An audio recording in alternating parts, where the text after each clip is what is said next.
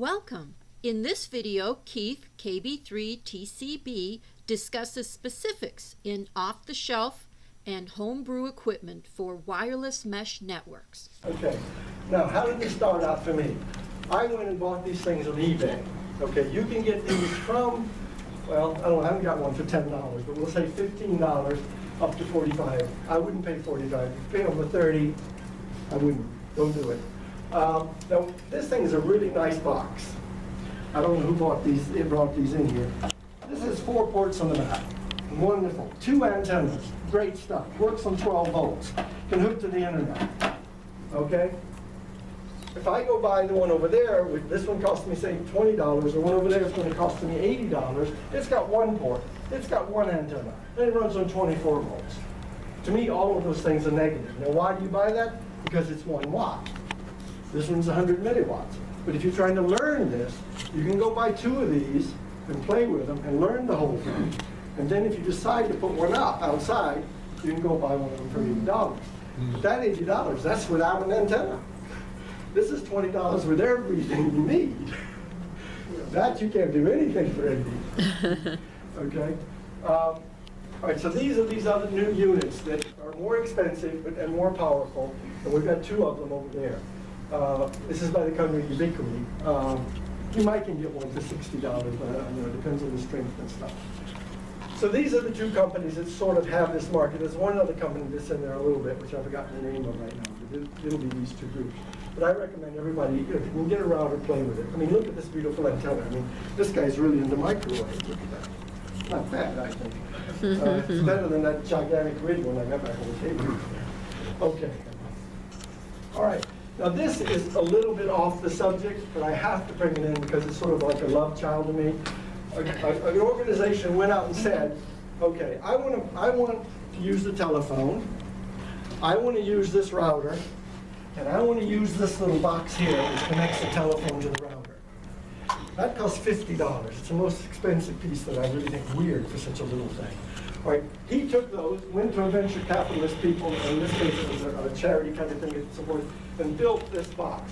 All 3 of those things are in this box. This is a complete system for hooking a telephone to, made for countries that can't afford to use a cell phone. They've got a cell phone, but dialing that number costs them 20% of their day's pay. So you put these up on poles in houses, and you have to give a whole community of 100 people a private telephone system. Extremely cheap. Wonderful project. I really support that kind of thing. But why am I showing you here? Because I'm showing you where the technology goes. Even this means digital TCP technology everywhere. And the price is just going to go down. And I think it's important to look at that kind of thing. Okay. All right, equipment options. I think I've told you that we have Linksys. There are these boxes here. They're cheap and very flexible. Very, very easy to use to learn on. Then you got the Ubiquity equipment, which is over there. It's much more expensive, more powerful, but power is not the whole key. Now, I do think you do need those if you're going to put them outside and try to reach places, but that won't help you if you don't have line of sight. Line of sight is key. Okay. I've given the details on that, but I don't think I have to go into it here. I mean, this one had 4 ports on the back of it. I showed you that one. That one's got 1, and so on. But we won't go into that too much. And then I mentioned the mesh potato there. Okay, the last one there said more things are on the way. We'll see if we have time to cover that. All right, I mentioned this before. What's the net for? It's self-forming. If someone comes in with one of these, it connects up. If they walk out the door, it's disconnected. It works perfectly the whole time. No problem whatsoever. Same thing with the fault tolerance. It's automatic. Self-healing is a very fancy word for things just, it reroutes the signals. Doesn't matter if something breaks, it reroutes it. Not only if it breaks, if someone gets on one of those and tries to disturb the whole network, the other routers will say, but you're not doing traffic properly. And they'll route around it anyway, even though it's there working. But if it's not transferring stuff the way it's supposed to, they consider there's something wrong. So they'll go to another one. At least it's one of the good points of it. Community ownership. You're going to have a trustee of your repeater, okay, just the way you do today. It's going to have your call sign on it. You're going to be the trustee of it. So this kind of stuff we know all about. Low cost, like I said, $20 or a maximum maybe $80 for those, plus an antenna. incremental expansion, you can expand it, I mean, you're talking about something maybe $120 to every node you put up. My dream would be to have all the people that had antenna towers on their houses for TVs before they got cable, put a mesh on top of it. That would be a wonderful system. It would be almost indestructible.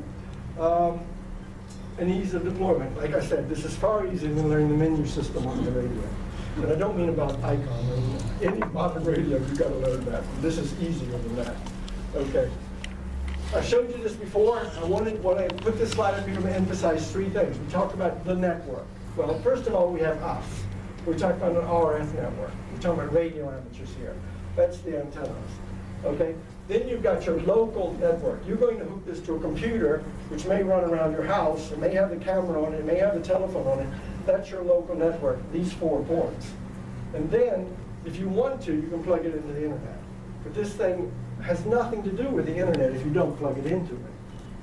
The amateurs have a completely private network. Think of a private internet in the amateur group. That in itself is fantastically valuable, because if you do it right, it will work when the other one fails.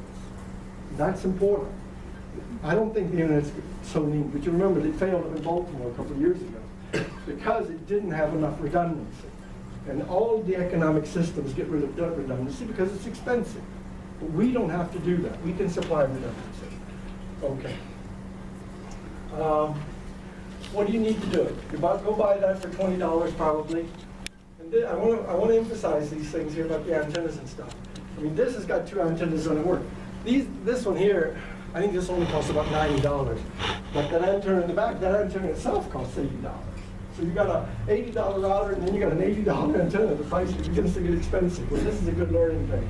And accessories. The other thing, which I think I should say, which costs you, cables. So if any of you know how to really clamp good reverse cables, you save a lot of money. I mean, $10 as opposed to $50, like that. Okay. All right, now this, I have mixed feelings with this slide. If you're using this machine, the important thing is you can take one battery and a solar cell, and that will run forever. It's extremely low power, it's obvious. If you put those over there, all of a sudden you're talking about 4 or 8 watts, so it's not quite the same easy problem. But they are low power, and the key again is line of sight.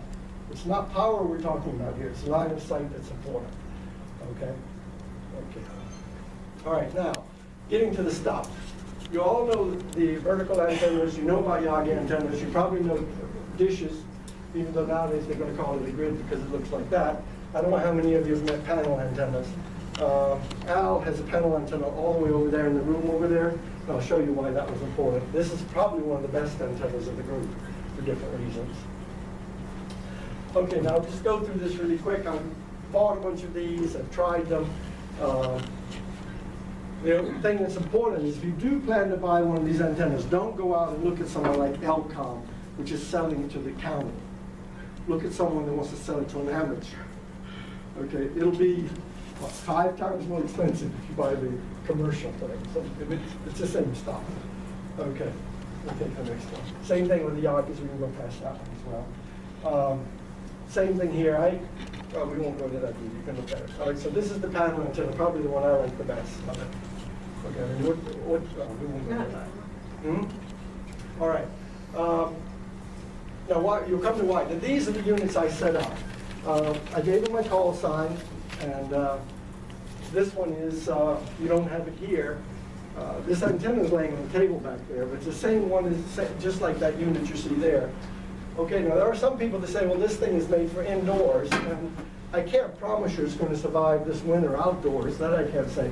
But you do put it in a box when you put it outdoors, and you'll see why I think that's so interesting later. Okay.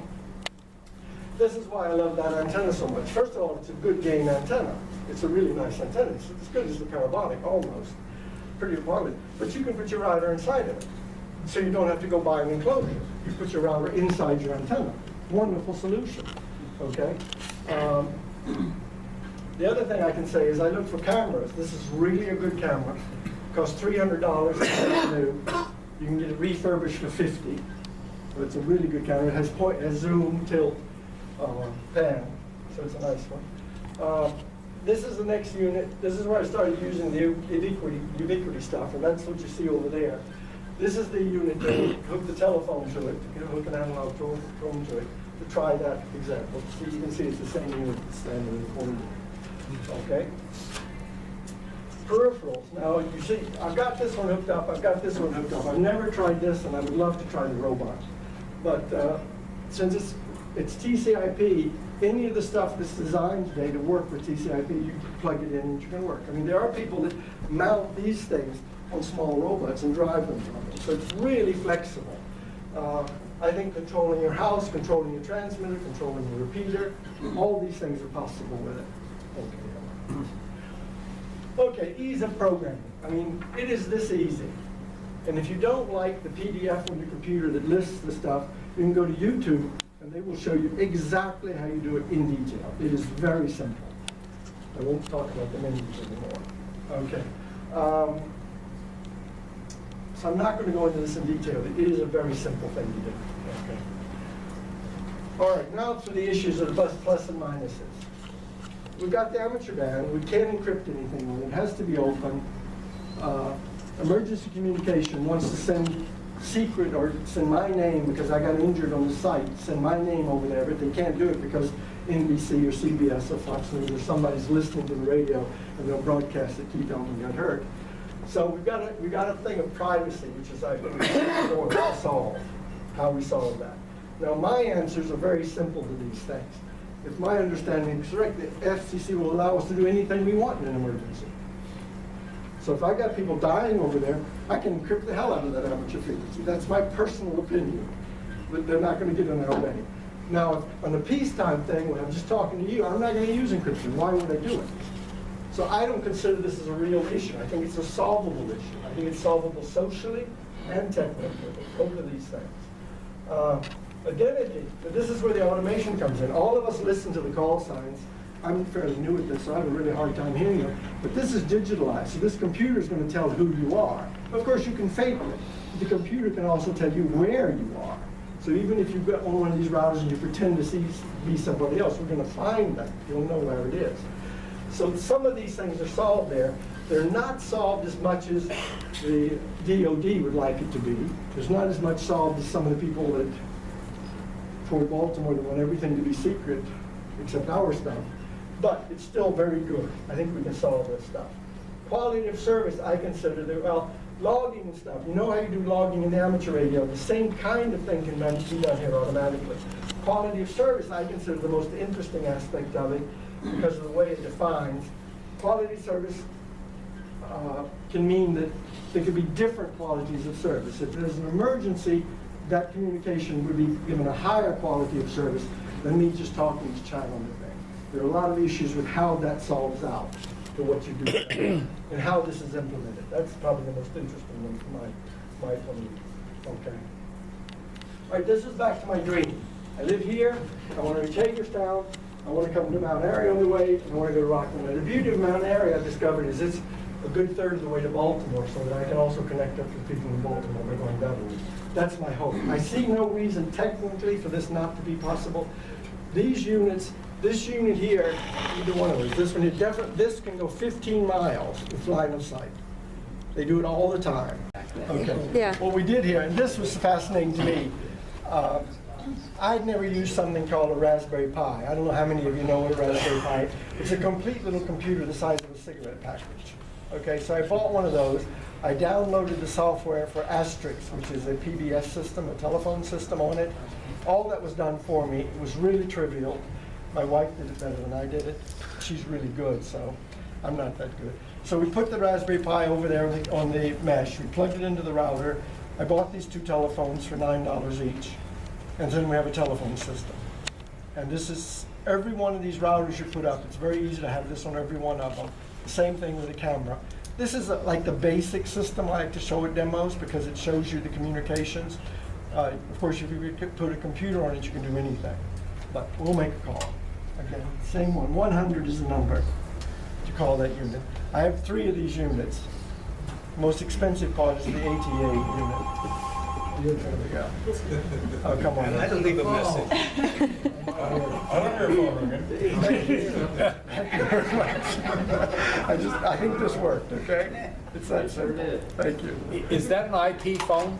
No, this is a regular phone, a regular analog telephone.